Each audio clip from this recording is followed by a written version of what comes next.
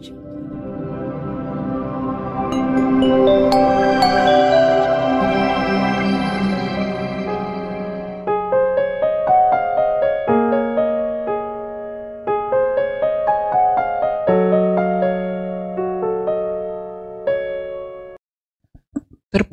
Sang Buddha, Namo Buddhaya. Ya, selamat pagi Bapak Ibu sekalian.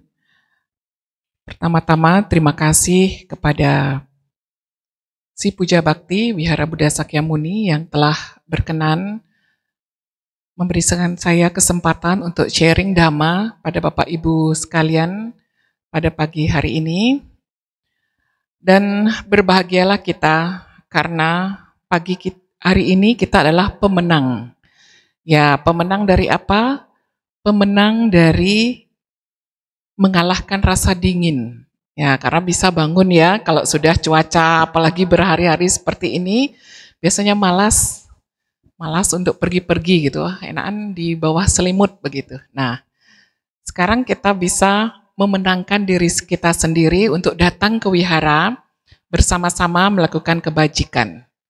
Itu sudah merupakan penghargaan yang besar untuk diri kita sendiri.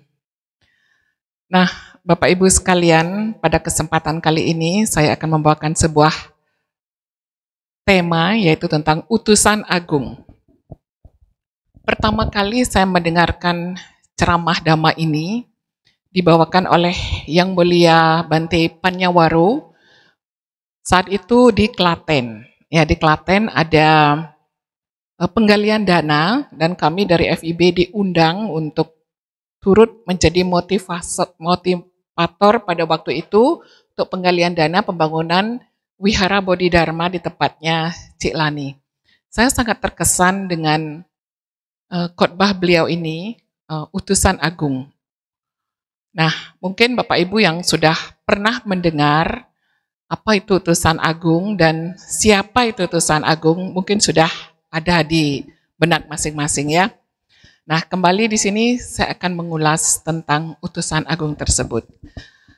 Saya akan awali dengan sebuah cerita yang terdapat di dalam Anguttara Nikaya kelompok 3 pada bagian 35. Nah, di sini diceritakan ada seseorang yang kita sebut saja namanya Amat. Ya, kalau di kitab itu sih nggak disebutkan namanya ya. Kita supaya lebih gampang mencernanya, kita sebutkan saja namanya Amat gitu. Nah, Amat ini sudah dalam kondisi meninggal. Ya, kemudian setelah meninggal, dia dijemput oleh malaikat maut.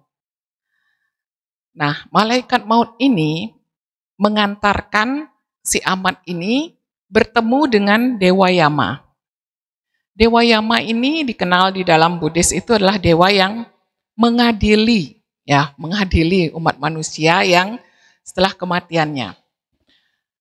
Dan memang si Amat ini selama hidupnya kurang baik kelakuannya ya, terutama kepada orang tuanya. Dia tidak peduli dengan orang tuanya.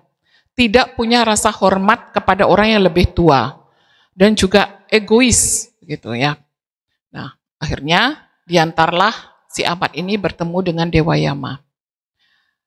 Memberi hormat, karena bagaimanapun kalau di alam sana begitu, dia masih ingat untuk memberikan hormat.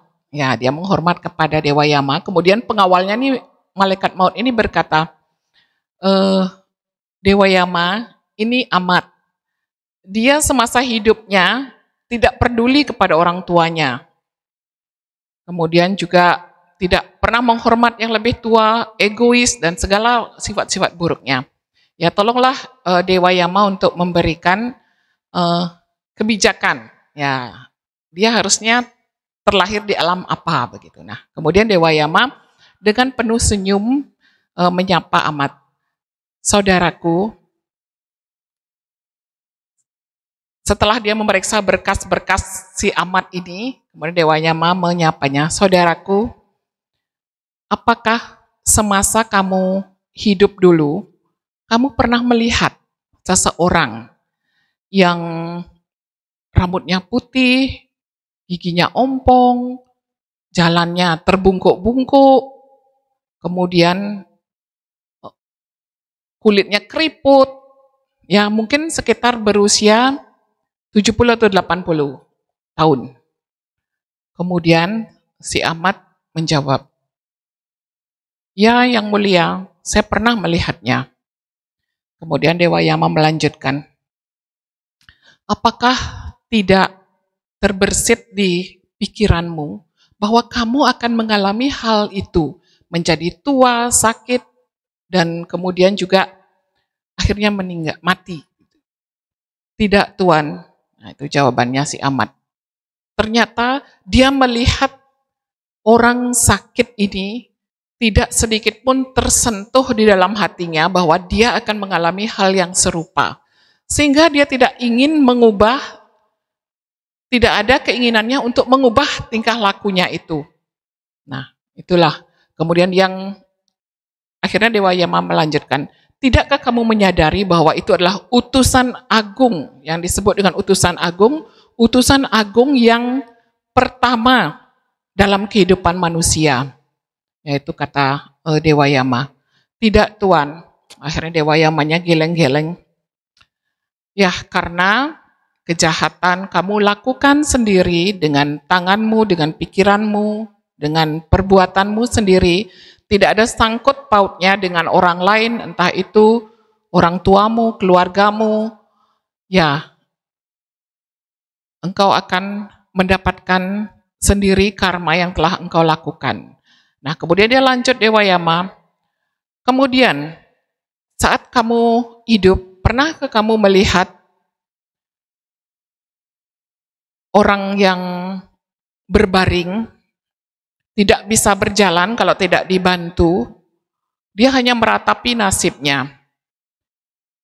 Dia memerlukan bantuan orang lain untuk berdiri ataupun bergerak. Pernah, Yang Mulia?" Ya, tidakkah kamu sadar bahwa itu adalah utusan agung yang kedua di dalam kehidupan manusia? Itu adalah orang yang sakit. "Ya, saya tidak tahu, Tuan, saya tidak menyadarinya." "Aduh, amat. Sudah seperti itu diberi tanda-tanda, kamu juga tidak sadar-sadar. Terus tetap kamu berbuat jahat waktu itu?" Ditanya lagi kepada Dewa Yama. "Ya, Tuan, saya tetap melakukan apa yang ada di pikiran saya melalui perbuatan dan perkataan saya." Ya, geleng-geleng Dewa Yamanya. Kemudian yang ketiga lagi. Nah, ini pertanyaan yang terakhir, ya, menanyakan, "Kemudian, pernahkah kamu melihat seseorang yang sudah berbaring kaku di satu tempat, entah itu di pembaringan ataupun ya di rumah sakit, sudah tidak bisa melakukan apa-apa, tubuhnya terbujur kaku. Kemudian di hari ketiga, orang tersebut badannya menggelembung, penuh dengan air di dalamnya." Kembali si Ahmad ini berkata, "Ya, Tuan, saya pernah melihatnya." "Terus, kamu sudah melihat hal seperti itu, tidakkah kamu ingin merubah kebiasaan burukmu?" Si Ahmad kembali berkata, "Tidak, Tuan, tidak terbersit di pikiran saya untuk mengubah tingkah laku saya." Aduh, itu Dewa Yamanya yang mengeluh, "Aduh, amat. Itu utusan agung yang ketiga. Nggak juga kamu mengerti?" "Ya, Tuan, saya lalai." Ya, begitu kata si Ahmad. "Ya sudahlah, Ahmad, sudah diberitahu sampai 3 seperti itu, kamu juga tidak mau mengubah tingkah lakumu. Ya, sudahlah." Akhirnya diperiksa berkas-berkasnya, akhirnya Dewa Yama memanggil pengawal tadi, malaikat mautnya. Bahwa orang ini ternyata akhirnya si Ahmad dibawa kemana? Ke alam neraka. Ya, akhirnya dia menghabiskan waktunya di alam neraka sampai akhir masa hukumannya itu. Ya, bilanglah hukumannya. Ya, seperti itu. Nah, dari cerita itu, apa yang dapat kita petik? Bahwa setiap kelahiran di setiap kelahiran manusia ataupun makhluk hidup akan mengalami ketiga hal ini, yaitu usia tua, sakit, dan kematian. Jadi, kita sudah tahu bahwa inilah yang akan kita alami dalam kehidupan ini. Maka, diharapkan kalau kita menyadari bahwa kita akan mengalami semua itu, kita mengubah sifat buruk kita di dalam diri kita ini, karena bukan untuk orang lain, adalah untuk diri kita sendiri. Nah, kita mengalami kelahiran, sehingga mengalami tiga hal tersebut. Nah, karena kelahiran ini disebabkan oleh apa? Ya tentu kita juga ingin tahu dong, kita lahir ini, mengapa kita lahir? Sang Buddha pun meninggalkan waktu itu Pangeran Siddhartha ya, meninggalkan istana untuk mencari jawaban tersebut. Mengapa manusia itu bisa tua, sakit, dan mengalami kematian? Ya akhirnya adalah tiga penyebab dari hal-hal yang kita alami, yaitu kelahiran, usia tua, sakit, dan kematian. Tiga penyebab ini disebut dengan Ti-akusala mula, yaitu tiga penyebab ataupun permulaan dari penderitaan. Yang kita sebut dengan tiga akar kejahatan. Nah, karena inilah makanya kita akan lahir berulang-ulang. Nah, apakah tiga akar kejahatan itu? Ternyata adalah loba, dosa, dan moha. Nah, Bapak Ibu yang suka berkebun, pernah gak melihat akar dari tumbuhan? Ya, kalau saya nih suka mengamati ya, di rumah saya punya namanya tumbuhan Lee Kuan Yew. Mungkin Bapak Ibu banyak yang tahu ya, tumbuhan yang menjunta itu ternyata akarnya sangat kuat. Karena setelah dipotong, dimusnahkan karena sudah tidak bagus lagi menurut saya, akhirnya saya musnahkan. Tetapi beberapa saat lagi, tumbuh dia, muncul lagi, padahal medianya, tanahnya itu sudah hilang loh. Nggak tahu kok bisa tumbuh lagi. Ternyata sulit sekali menghilangkan tumbuhan ini. Saya pikir, ternyata loba, dosa, moha ini seperti ini. Sehingga disebut akar kejahatan. Sangat sulit untuk dimusnahkan. Nah, seperti itulah perumpamaan yang disampaikan oleh Sang Buddha tentang loba, dosa, moha ini. Dia seperti akar, makanya disebut dengan akar kejahatan. Akan sangat sulit dihilangkan, akan sangat sulit dimusnahkan. Begitu pula pada kehidupan manusia, dia akan sangat sulit dihilangkan. Nah, tujuan kita terlahir sebagai manusia patut kita syukuri. Karena disinilah kesempatan kita untuk memperbaiki hal-hal yang kurang baik, yang buruk-buruk yang kita lakukan di masa lampau. Ya, sekarang kita bahas satu persatu dari loba, dosa, moha ini. Loba, kalau bahasa Bali itu biasanya orang bilang lobo ya. Lobo itu serakah ya. Ya, sering ketika saya masih anak-anak, saya punya nenek, dia selalu mengingatkan saya, jangan lobo-lobo gitu dah. Kalau kita berbagi makanan, dia bilang, jangan lobo gitu. Oh, ternyata itu dari bahasa Pali, baru saya tahu lobo itu serakah ya. Nah, serakah. Kalau kita memenuhi kebutuhan hidup kita sehari-hari, dan itu sudah merasa cukup, nah itu bukan serakah ya, itu memang kebutuhan yang harus kita penuhi. Tetapi dalam satu titik tertentu, dia sudah terpenuhi, kita ingin lebih lagi, dan akhirnya menjadi kemelekatan. Kalau kita tidak dapat itu, kita akan menderita. Nah, itulah yang disebut dengan loba, keserakahan. Karena ingin lebih lagi, dan melekat terhadap hal tersebut. Apakah yang dipergunakan untuk menetralkan sifat loba ini? Ya tentu aloba, ya tidak serakah gitu. Caranya dengan apa? Ya, yang termudah lah saya kasih tahu ya, dengan berdana, tentang berdana. Itulah sifat kelakuan yang bisa kita lakukan untuk mengikis loba ini. Ya, berdana ini tidak hanya berdana berupa materi, bisa juga tenaga, bisa juga membantu orang, membantu tetangga misalnya yang kesusahan, ataupun saudara-saudara kita, ya. Nah, saya sebagai salah satu tim penggalian dana di bangunan yang Bapak Ibu lihat itu di Pusdiklat, ya, Pusdiklat. Dari tugas saya sebagai tim penggalian dana, saya mengamati juga orang-orang yang berdana. Nah, ada yang menarik, donatur dari Pusdiklat ini. Ada 3 yang menarik bagi saya. Yang pertama adalah seorang anak muda, usianya sekitar 21 tahun, 22. Nggak tahu mungkin hadir ya di sini. Dia mempunyai usaha. Saya sebutkan usahanya ya, tapi namanya tidak saya sebutkan.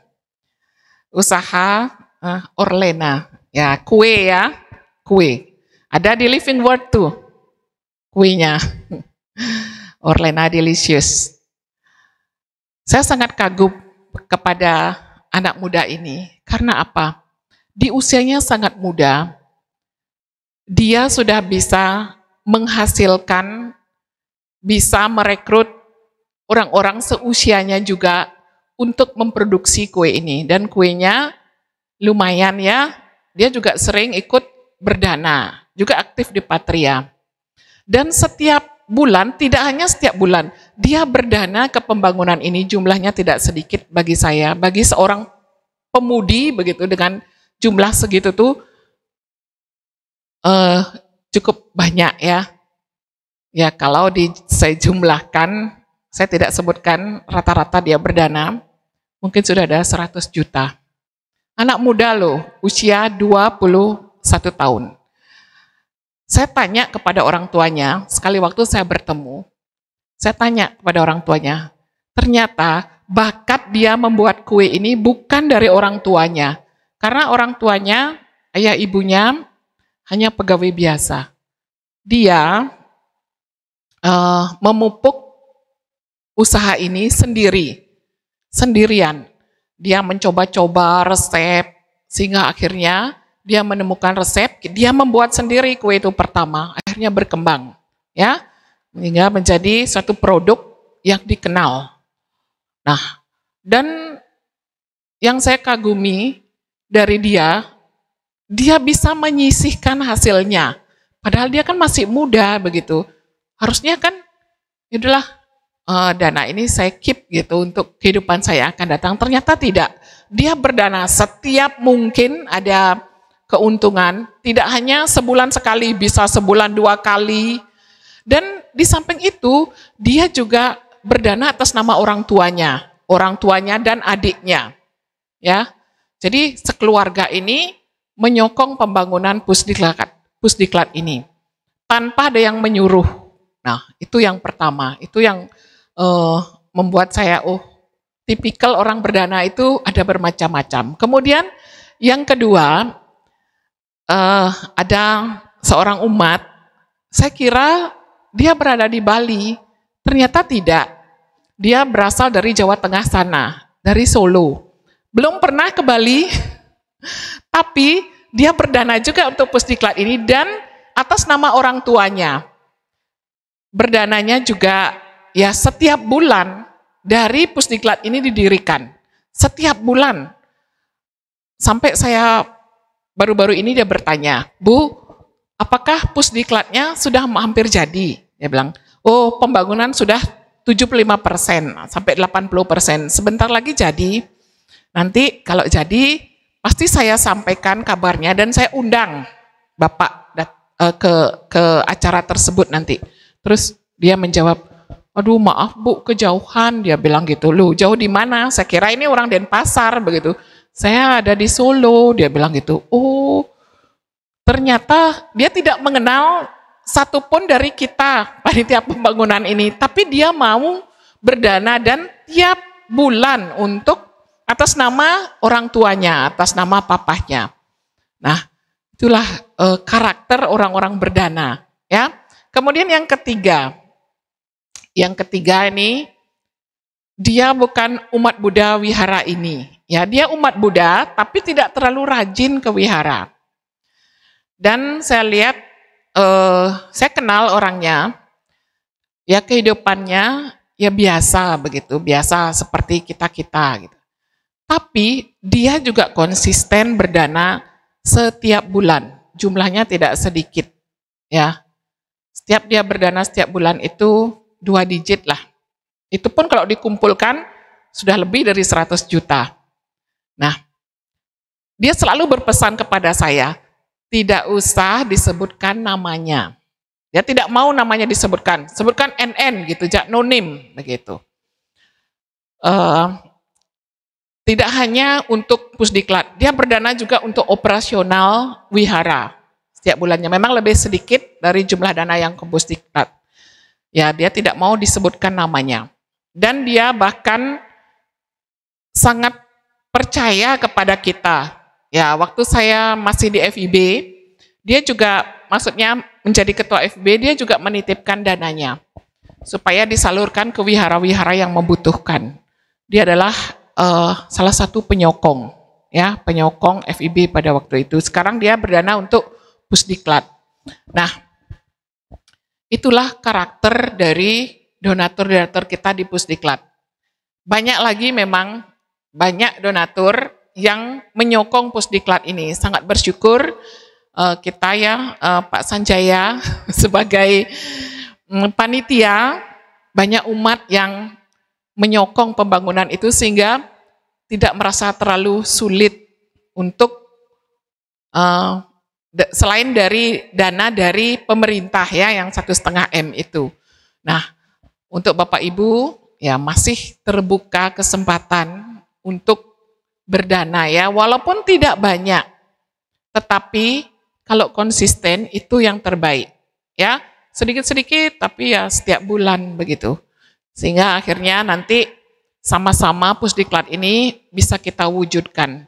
Nanti bisa kita pergunakan semaksimal mungkin untuk kemajuan Buddha Dhamma, terutama untuk para pemuda-pemudi kita, kepada anak-anak kita, ya. Nah, itu yang tentang berdana. Itu adalah salah satu contoh untuk mengikis loba. Nah, sekarang yang kedua dosa. Nah, kalau dosa di sini berbeda dengan pengertian dosa sehari-hari ya. Dosa ini di sini adalah kebencian. Nah, kebencian ini tidak hanya kepada orang lain, kepada diri kita sendiri pun kadang-kadang Bapak Ibu pernah nggak merasa benci dengan diri sendiri? Pasti pernah ya. Kita melakukan, menurut kita itu adalah kesalahan, kita akan merasa benci kepada diri kita. Ternyata hal tersebut tidak baik, tidak bagus, karena rasa menyesal dengan apa yang kita lakukan itu bukanlah hal yang bagus. Ya, kebencian ini tentu harus kita lawan dengan adosa, yaitu dengan menerapkan cinta kasih. Nah, Bapak Ibu, mudahkah menerapkan cinta kasih ini? Ya, mungkin sekarang Bapak Ibu bisa melihat di diri sendiri ya. Seberapa besar kita bisa menerapkan cinta kasih, terutama kepada makhluk sesama?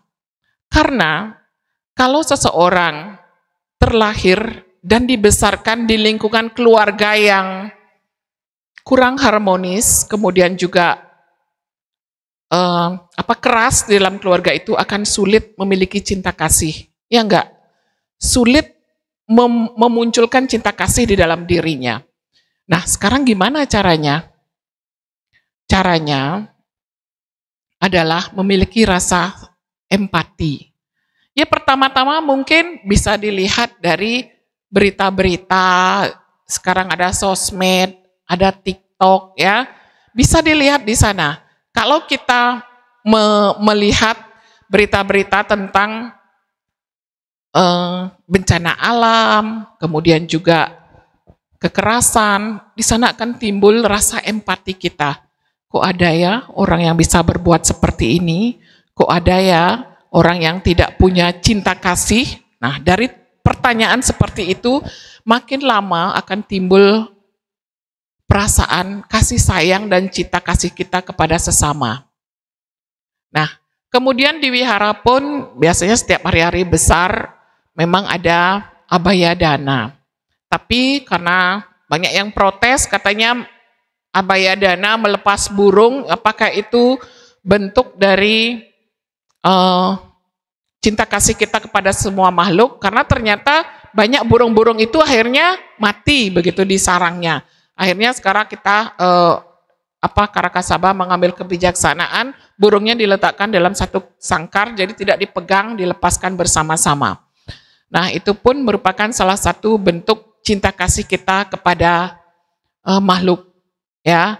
Walaupun mungkin tidak terlalu terlihat begitu cinta kasih kita. Nah, bisa juga di dalam rumah, ya, kita mulai memperhatikan anak-anak ataupun pasangan kita, mulai yang tadinya rasanya kaku begitu dalam rumah tangga, mulai memperlihatkan bagaimana kita menyayangi mereka. Nah, dengan demikian, rasa cinta kasih ini akan timbul di dalam diri kita. Sehingga kebencian ini makin lama, makin terkikis. Ya, tergantikan oleh cinta kasih yang mulai timbul di dalam diri kita. Dan ada satu hal yang menarik begitu yang saya lihat di IG kalau nggak salah ya. Ada seseorang meninggal ini. Selama hidupnya dia itu hanya bekerja dan akhirnya karena terus bekerja kesehatannya terganggu dan meninggal. Warga di sana karena melihat orang ini hanya bekerja saja, akhirnya apa yang dipakai untuk mengalasi mayatnya adalah slip gajinya yang sudah dia kumpulkan mungkin bertahun-tahun gitu. Itu dipakai mengalasi. Ya jangan sampai kejadian itu terjadi pada diri kita ya Bapak Ibu ya. Nanti kita di kargo gitu misalnya, dikumpulkan slip gajinya, ternyata slip gaji kita, bukan kalau biasanya kan kertas emas, kertas perak, itu ini slip gajinya nanti dipakai, ya jangan sampai seperti itu, jangan sampai terjadi pada diri kita. Saya nggak tahu ini anekdot atau apa, karena ada gambarnya di IG itu, jadi cukup saya menarik ini untuk disampaikan kepada Bapak Ibu, agar jangan sampai seperti itu. Nah, itu tadi tentang keserakahan. Ya, kita lanjut satu lagi yaitu tentang moha. Kegelapan batin.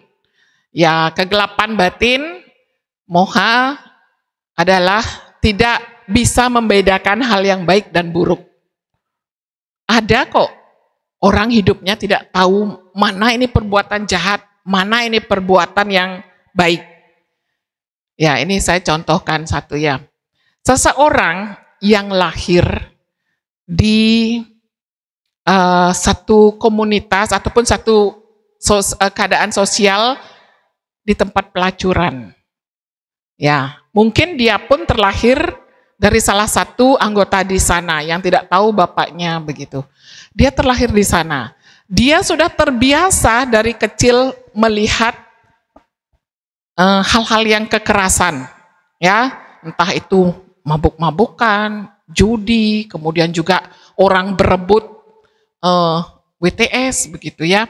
Nah, sudah terbiasa melihat itu. Dia tidak tahu, tidak ada yang bisa mengajar ini baik, ini buruk. Nah, apa yang ada di dalam pikirannya, dia pun begitu, dia tidak tahu ini perbuatan baik atau perbuatan buruk.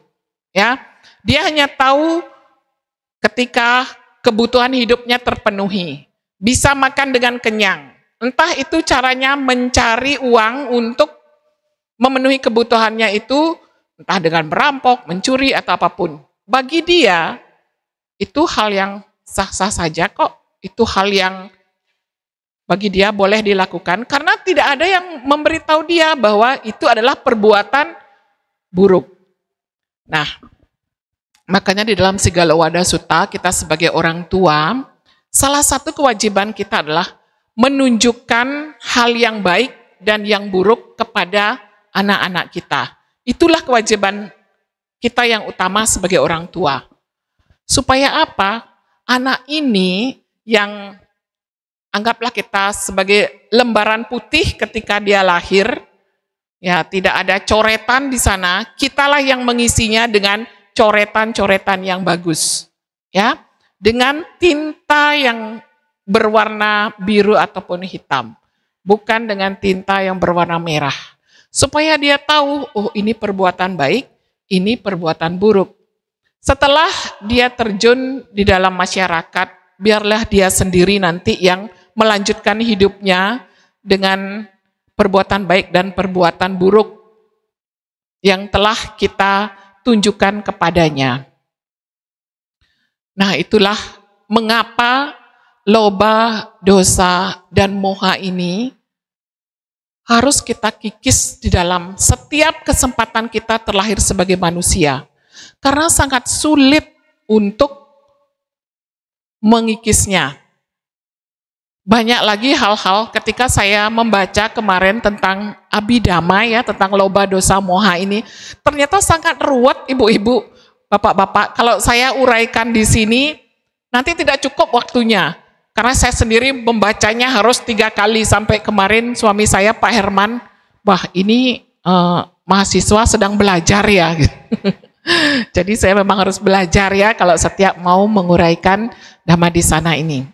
Nah, untuk menunjukkan hal-hal yang baik dan buruk, itu juga adalah kewajiban para biku kepada umatnya, dan kewajiban wihara untuk membuat program-program yang bisa memberikan kebijaksanaan kepada umatnya.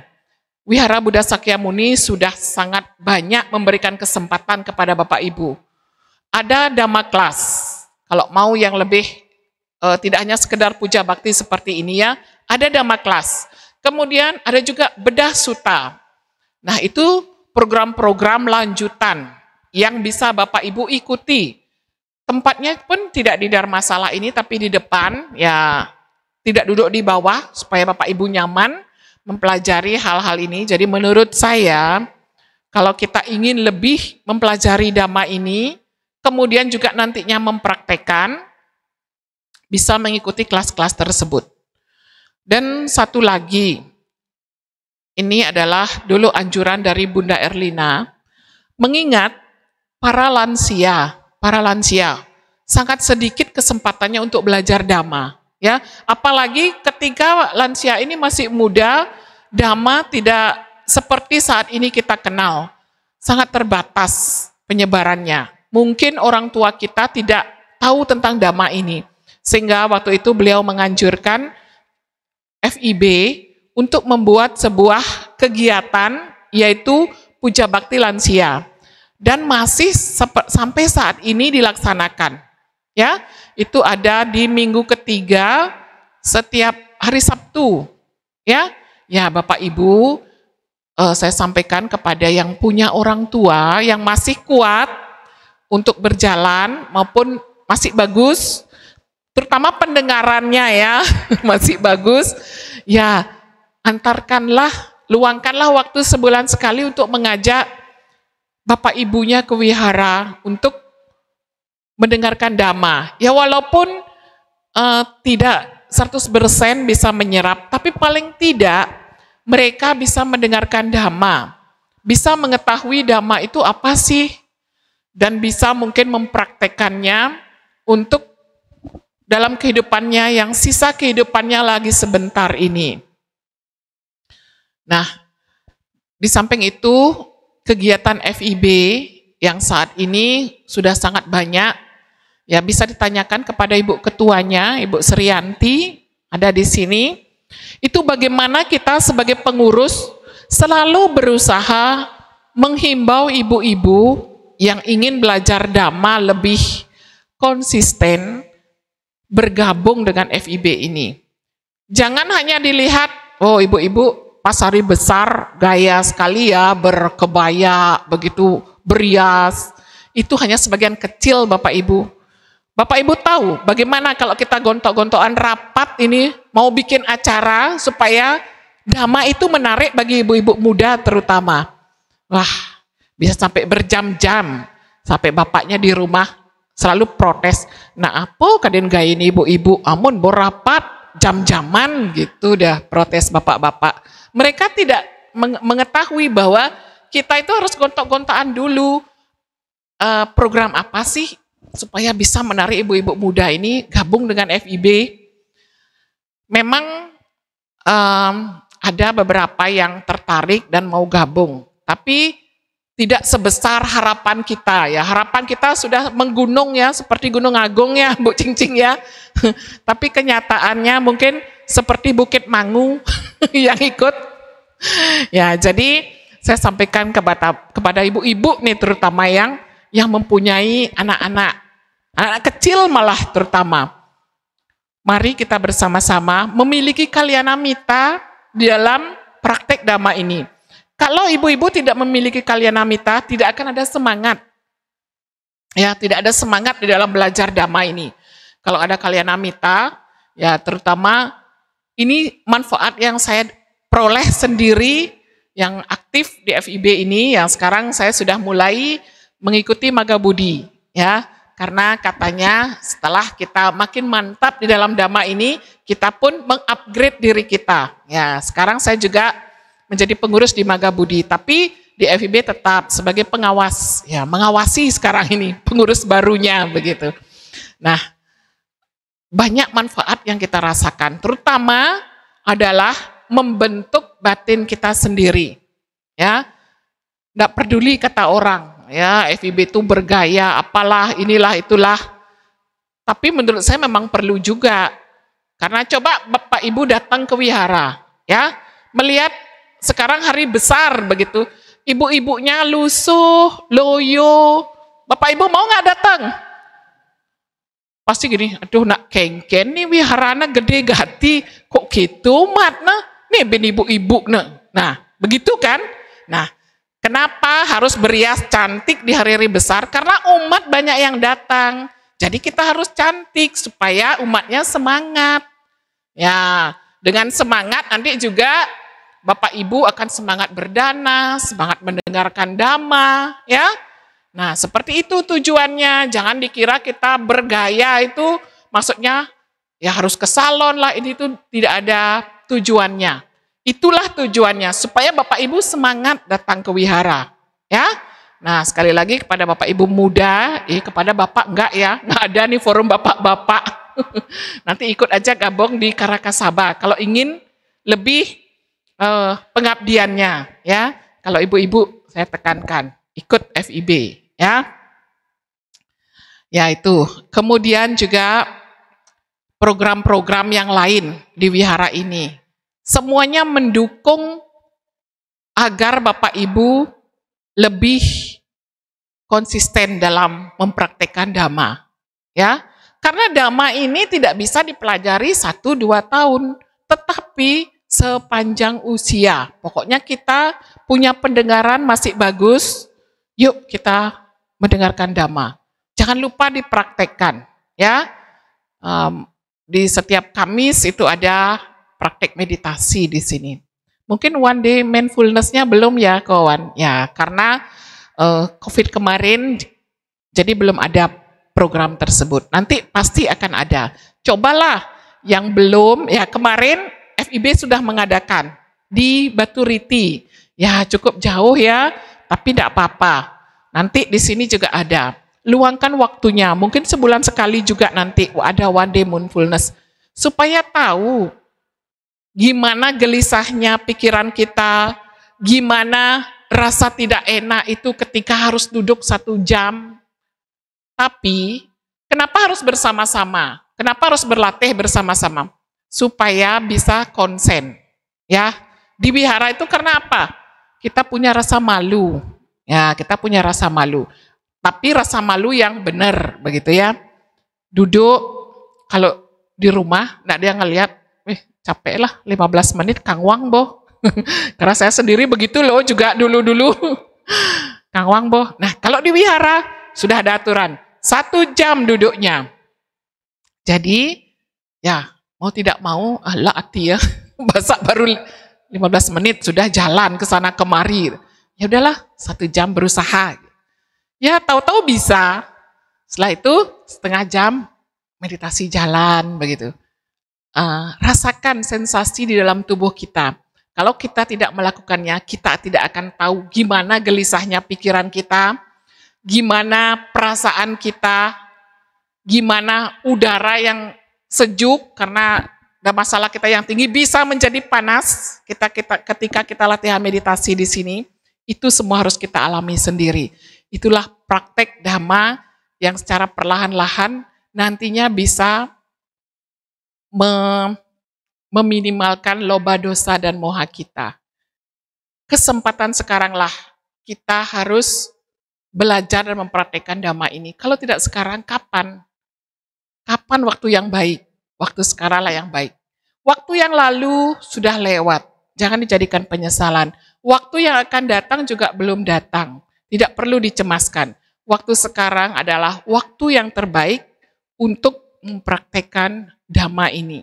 Yuk bersama-sama Bapak Ibu, saya pun tetap berusaha untuk mempraktekkan Dhamma ini. Kita bersama-sama, kita mempunyai kalyanamita di Wihara Buddha Sakyamuni ini.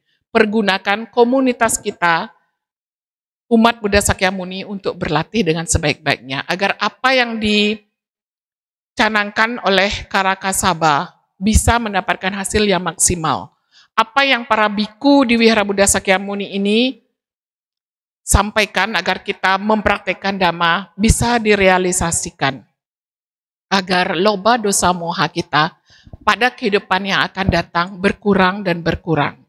Memang kalau kita bilang supaya bisa mencapai nibbana, memang itu harapan, tapi kalau tidak dilakukan dari saat ini sedikit demi sedikit, karena di dalam Abhidhamma juga disebutkan loba dosa moha ini sangat halus, sangat sulit dihapuskan. Jadi harus dilatih semenjak kita mengetahui apa loba dosa moha ini.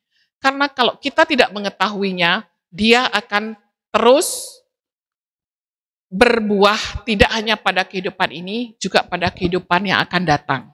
Jadi inilah kesempatan kita untuk mengetahui Dhamma secara teori dan juga mempraktekkannya di kehidupan ini dan tentu semoga di kehidupan yang akan datang kita terakhir lagi menjadi manusia yang lebih baik, yang lebih mempunyai kesempatan untuk belajar Dhamma ini. Ya, demikian yang dapat saya sampaikan Bapak Ibu. Terima kasih atas perhatiannya dan mohon maaf apabila ada kata-kata yang kurang berkenan. Dan akhir kata, Sabe sata bhavantu sukhitata. Semoga semua makhluk berbahagia.